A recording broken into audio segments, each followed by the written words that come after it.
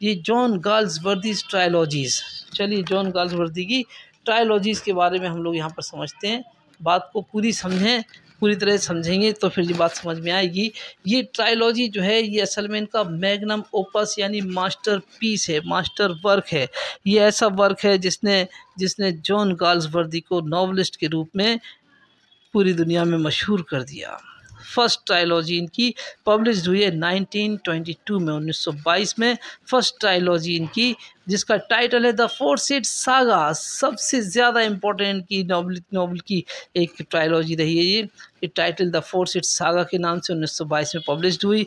Include है इसमें कौन कौन, 3 नॉवेल्स एंड 2 इंटरल्यूड्स। इन्होंने पहले एक इन्होंने नॉवेल लिखा, फिर एक इंटरल्यूड लिखा, फिर एक नॉवेल लिखा, फिर एक इंटरल्यूड लिखा और उसके बाद फिर से एक नॉवेल लिख दिया। तो ये ट्रायलॉजी इस तरह से धीरे धीरे लोगों की समझ में भी आती गई और कंप्लीट भी होती गई। और इसमें देखते हैं पब्लिश्ड बिटवीन 1906 एंड 1921, ये सारी किताबें 1906 से 1921 के बीच में पब्लिश हो चुकी थी। फिर इन सबको जमा करके 1922 में इस ट्रायलॉजी को द फोर्सेड सागा नाम दिया गया और फिर से पब्लिश कराया। देखते हैं इस ट्रायलॉजी में कौन कौन सी किताबें। सबसे पहले मिलेगी the man of property.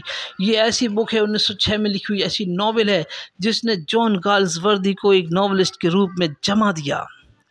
The man of property बहुत ज़बरदस्त चली ये किताब, क्योंकि इसके बाद फिर इनके दिमाग में बात आई कि चलो क्यों ना इसी किताब के कैरेक्टर्स को आगे बढ़ाया जाए। तो उन्होंने Indian summer of a foresight के नाम से 1918 में एक इंटरल्यूड लिखा और उसको जो है इन्होंने क्या किया, उसको छापा और फिर इन चैंसली के नाम की एक किताब इन्होंने लिख डाली जो कि 1906 में लिखी हुई द मैन ऑफ प्रॉपर्टी, और ये जो Indian summer of forced saga से संबंधित थी कैरेक्टर के मामले में, स्टोरी के मामले में। 1920 में आई थी, लगभग 15-16 साल बाद। फिर इसके बाद इन्होंने अवेकनिंग नाम का एक 1920 में एक इंटरल्यूड छापा और उसमें टू लेट इनकी आखिरी नॉवेल आई थी फोर्सेड सागा की, उसको इन्होंने जो है उसके बारे में इसमें दिया था काफ़ी कुछ। तो इस तरह से ये 3 नॉवेल और 2 इंटरल्यूड्स के साथ ये फोर्सेड सागा नाम की ये ट्रायलॉजी कंप्लीट हुई। फिर यहाँ पर नोट दिया हुआ है these 5 books are called the forced saga first trilogy. ये फर्स्ट ट्रायलॉजी कहलाती है इनकी। चलिए हम लोग आगे बढ़ते हैं, सेकंड ट्रायलॉजी पर जाते हैं। सेकंड ट्रायलॉजी ये पब्लिश हुई 1929 में, the sequel to the forced saga. ये सिक्वल बनाई थी फोर्सेड सागा की, सीक्वल थी ये द फोर्सेड सागा की जो 1929 में आई थी। इंक्लूड है इसमें 3 नॉवेल्स एंड 2 इंटरल्यूड्स। यहाँ पर भी 3 नॉवेल और 2 इंटरल्यूड इसके अंदर हैं। ये भी एक ट्रायलॉजी है। इसका जो टाइटल है वो देखें, नीचे की तरफ लिखा हुआ है it's title a modern comedy. इसका टाइटल क्या है, अ मॉडर्न कॉमेडी। चलिए देखते हैं किताबें कौन कौन सी हैं। द वाइट मंकी, सफ़ेद बंदा 1924 में नॉवेल थी ये। फिर द सिल्वर स्पून नाम की 1926 में एक नॉवेल भी इसी संबंधित, इसी रिलेटेड आई थी। अ साइलेंट वूइंग ये एक इंटरल्यूड 1927 में आया। फिर से इन्होंने एक इंटरल्यूड दिया पासर्स बाई 1927 में। फिर इसके बाद इन्होंने स्वान सॉन्ग लिखी हुई 1928 में। नॉवेल्स थी इसकी ट्रायलॉजी की लास्ट बुक। तो इसका टाइटल समझ में आया आपके, अ मॉडर्न कॉमेडी, यानी जो सेकंड वाली ट्रायलॉजी है। फर्स्ट वाली जो है द फोर्सेड सागा उसी से रिलेटेड है।